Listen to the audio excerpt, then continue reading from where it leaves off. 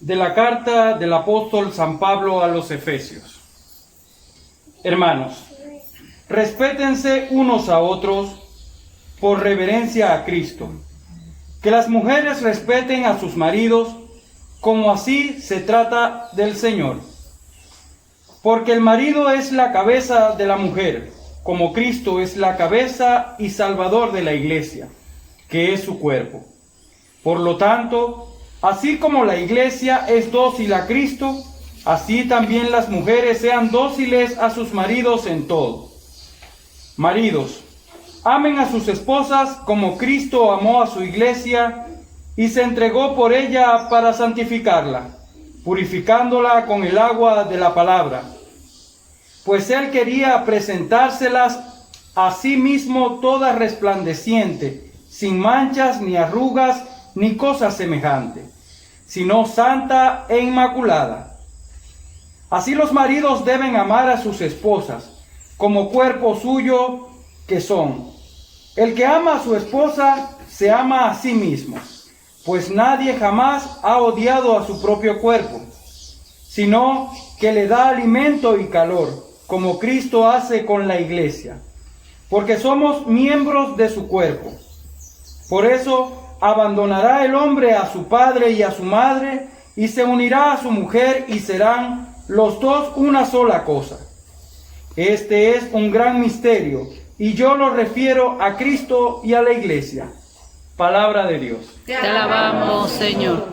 Lectura del Santo Evangelio según San Juan. Gloria a ti, Señor. En aquel tiempo Jesús dijo a los judíos: mi carne es verdadera comida y mi sangre es verdadera bebida. Al oír sus palabras, muchos discípulos de Jesús dijeron: este modo de hablar es intolerable. ¿Quién puede admitir eso? Dándose cuenta Jesús que sus discípulos murmuraban, les dijo: esto los escandaliza. ¿Qué sería si vieran al Hijo del Hombre subir a donde estaba antes? El Espíritu es quien da la vida. La carne para nada aprovecha. Las palabras que les digo son espíritu y vida. Y a pesar de esto, algunos de ustedes no creen. En efecto, Jesús sabía desde el principio quiénes no creían y quién lo habría de traicionar. Después añadió: por eso les he dicho que nadie puede venir a mí si el Padre no se lo concede. Desde entonces muchos de sus discípulos se echaron para atrás y ya no querían andar con él. Entonces Jesús les dijo a los 12: ¿también ustedes quieren dejarme? Simón Pedro le respondió: Señor, ¿a quién iremos? Tú tienes palabra de vida eterna, y nosotros creemos y sabemos que tú eres el Santo de Dios. Palabra del Señor. Gloria a ti, Señor Jesús. Hoy, queridos amigos, la palabra de Dios es bastante rica en contenido, y quiero basarme en las dos, en la carta de San Pablo y también en el Evangelio que acabamos de escuchar. Empezamos por el Evangelio. Este tema del pan de vida ya viene durante varios domingos resonando. Jesús es el pan de vida.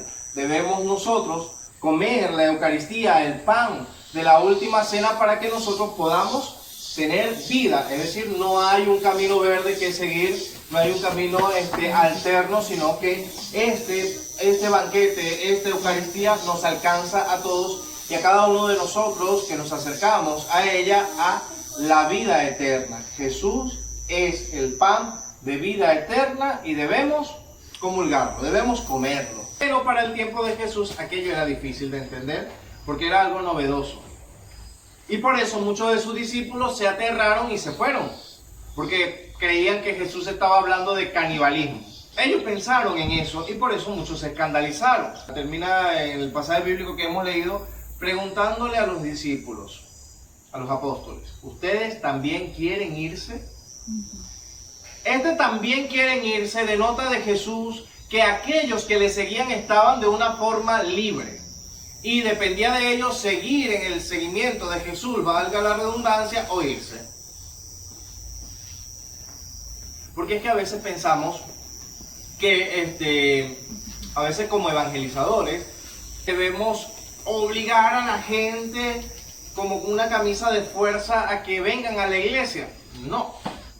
Sí, la predicación tiene que ser constante, tiene que ser, diría San Pablo, a tiempo y a destiempo, pero no puede ser una especie de conquista violenta, ¿ok?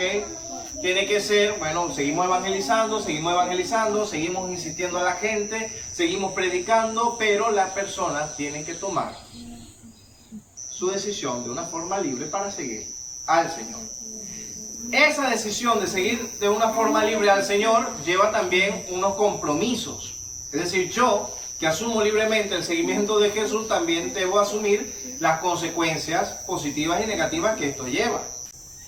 Mujeres, obedezcan a sus maridos, sean dóciles, háganle caso, el marido es la cabeza del hogar y todo este tema, pero hombres, amen a sus mujeres. Y es que la obediencia, porque es que hay algunos machistas que dicen, mire, la palabra de Dios dice que ustedes tienen que hacer todo lo que nosotros digamos. No necesariamente. ¿Ok? La mujer es obediente y debe ser obediente a su marido en cuanto el hombre la ame como Cristo ama a su iglesia. Es decir, que la medida es bien grande, Esta obediencia de la mujer es una obediencia basada en el amor. A medida en que el hombre ama a su mujer, esa obediencia debe existir. Y esta obediencia no es una obediencia de sometimiento. ¿Ok? Es una obediencia de comunión, de consenso, de diálogo. Debemos obligar a la gente como con una camisa de fuerza a que vengan a la iglesia. No. Sí, la predicación tiene que ser constante, tiene que ser, diría San Pablo, a tiempo y a destiempo, pero no puede ser una especie de conquista violenta, ¿ok? Tiene que ser, bueno, seguimos evangelizando, seguimos insistiendo a la gente, seguimos predicando, pero las personas tienen que tomar su decisión de una forma libre para seguir al Señor. Esa decisión de seguir de una forma libre al Señor lleva también unos compromisos. Es decir, yo, que asumo libremente el seguimiento de Jesús, también debo asumir las consecuencias positivas y negativas que esto lleva. Mujeres, obedezcan a sus maridos, sean dóciles, háganle caso, el marido es la cabeza del hogar y todo este tema, pero hombres, amen a sus mujeres. Y es que la obediencia, porque es que hay algunos machistas que dicen, mire, la palabra de Dios dice que ustedes tienen que hacer todo lo que nosotros digamos. No necesariamente. ¿Ok? La mujer es obediente y debe ser obediente a su marido en cuanto el hombre la ame como Cristo ama a su iglesia. Es decir, que la medida es bien grande, Esta obediencia de la mujer es una obediencia basada en el amor. A medida en que el hombre ama a su mujer, esa obediencia debe existir. Y esta obediencia no es una obediencia de sometimiento. ¿Ok? Es una obediencia de comunión, de consenso, de diálogo, de ser, como dice la palabra, una sola cosa. Porque ¿saben lo que es difícil para el matrimonio y fácil para los niños cuando papá y mamá no se ponen de acuerdo? Un muchacho adolescente, mamá, voy para la fiesta, no. Y después viene y le dice, papá, voy para la fiesta, sí. Y se arma un rollo.